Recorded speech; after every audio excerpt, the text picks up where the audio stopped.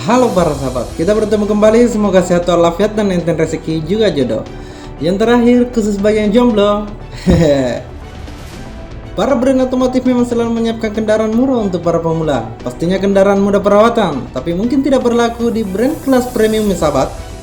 Bagi sahabat yang ingin memiliki mobil baru di harga kisaran ratusan juta, pada tahun 2020 ini tidak perlu ragu sahabat.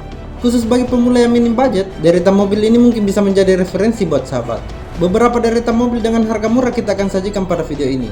Mulai dari pabrikan Indonesia hingga luar negeri. Pilihannya juga melimpah, ada SUV, hatchback, dan MPV. Pilihan mobil ini dilansir dari laman resmi sejumlah brand mobil seperti Daihatsu, Wuling, Honda, hingga Toyota. Sebelum lanjut, subscribe sahabat adalah kontribusi dan support yang sangat berharga bagi kami. Bumper opening.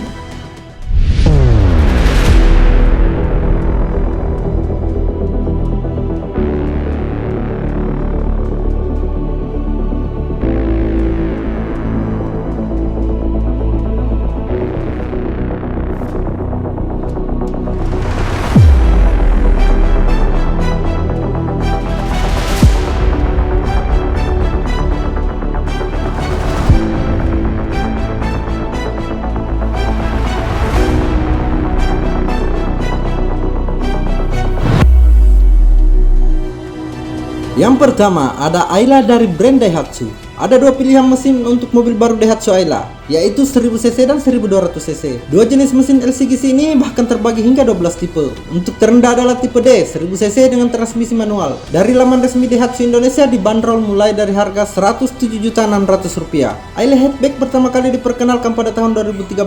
Pasca 8 tahun mengaspal di Indonesia, dia mampu bertahan untuk tetap diminati oleh pencinta otomotif dengan melakukan update desain tiap tahunnya. Langsung sahabat, kita sikat eksteriornya. Untuk harga 100 juta cukup sepadan dari segi eksterior. Wajah Vaseline sudah terpancar dari bumpernya, tetapi kesan lawas tetap masih ada dengan lampu halogen. Ya, 2022 ini kan sudah rata-rata lampu LED sahabat. Handle pintu berbahan plastik, spion masih manual dan terkesan lawas. Meski bagian eksterior yang terbilang kurang mempesona, tapi secara umum tidak kuno-kuno amat sahabat. Kita masuk ke dalam, interiornya juga sangat minim. Beberapa fitur absen pada Ayla tipe terendah ini. AC, pembuka jendela masih engkol putar, power steering, hand grip, sun head, dan sistem audio juga absen. Meski begitu, pada bagian kabin sudah dilengkapi dengan panel masing-masing fitur sahabat. Jadi, suatu waktu ingin melakukan upgrade, tinggal pasang di panelnya. Soal mesin, berkode 1 KRD, 1000cc, konfigurasi 3 silinder, transmisi manual 5 percepatan. Daihatsu mengklaim mampu menghasilkan tenaga 6 dk di RPM 6000 dan torsi maksimal 68 Nm.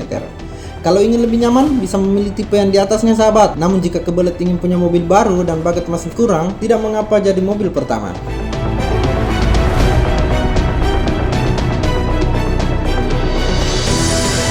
Nomor 2 ada Daihatsu Sigra.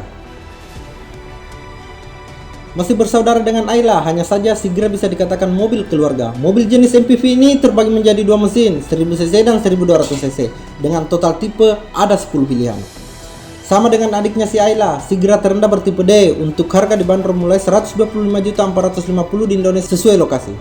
Soal interior dan eksterior sama dengan Ayla sahabat. Hanya saja dari segi desain memang terlihat lebih panjang sesuai ciri khas MPV yang 3 kelas. Lampunya masih halogen, perbelakan absen, spion yang lawas.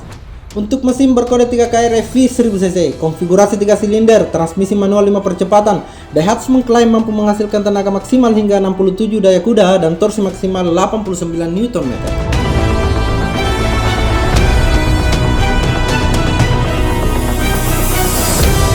Di nomor 3 ada Wuling Convero. Wuling hadir dan langsung menggebrak dunia otomotif di Indonesia pada tahun 2016. Mobil pabrikan asal Tiongkok ini hadir dengan harga yang murce dan fitur yang lebih menarik. Desainnya juga amat kental dengan identitas Tiongkok. Wuling dilengkapi mesin berkapasitas 1500cc dengan 4 varian tipe. Varian paling murah adalah Wuling Convero Non-S. Di Indonesia dibanderol seharga 150 jutaan. Model Lolo MPV ini hadir dengan harga yang lebih murah dengan model yang lebih baik. Bicara soal mesin, Wuling Convero tipe terendah ini bisa menghasilkan tenaga maksimal 107 tenaga kuda dan torsi 142 Nm.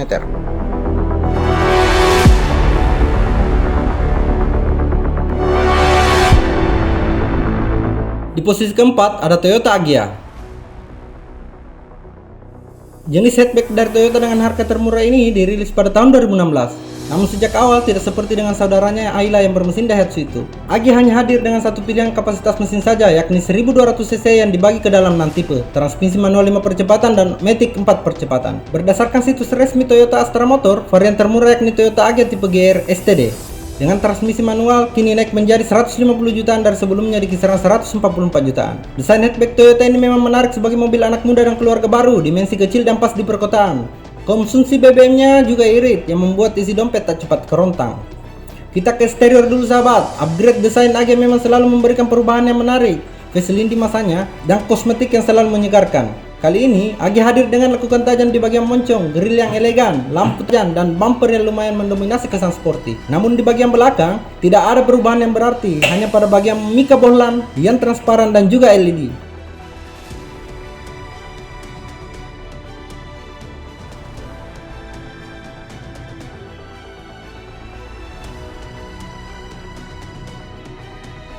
Untuk performa sendiri bisa menghasilkan tenaga maksimal 86,5 tenaga kuda di RPM 6000 dengan torsi 108 Nm di RPM 4200.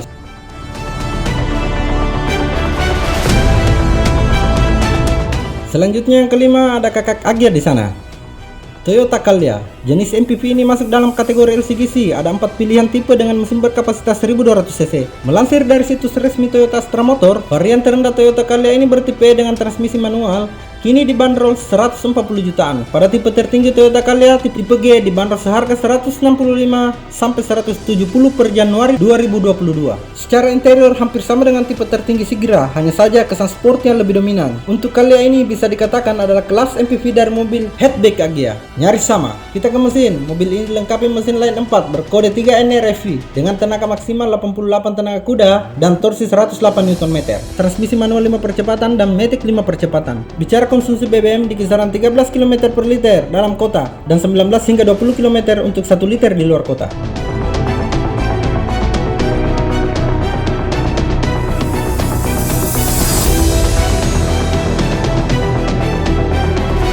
Di posisi kelima ada Honda Brio.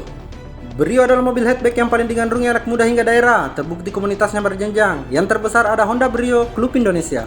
Mobil ini masih dalam jajaran LCGC. Varian termurahnya ada Honda Brio Satya tipe S. Dilengkapi manual 5 percepatan yang dibanderol seharga 140 jutaan atau sama di akhir November. Mobil ini memang cukup menarik. Bodi belakang yang nampak rata membuatnya lebih eksotis di jalan. Bodi kecil, wajah yang klimis, dan moncong yang sporty. Untuk interior, fiturnya lumayan lengkap, minim knop dan beralih ke digital. Hanya saja, jok bagian belakang sedikit sempit, ruang kepala yang rendah, dan bagasi juga sempit. Kita ke mesin, transmisi manual 5 percepatan dan matic 4 percepatan. 1200 cc 4 silinder yang menghasilkan power 89 tenaga kuda dengan torsi 110 Nm.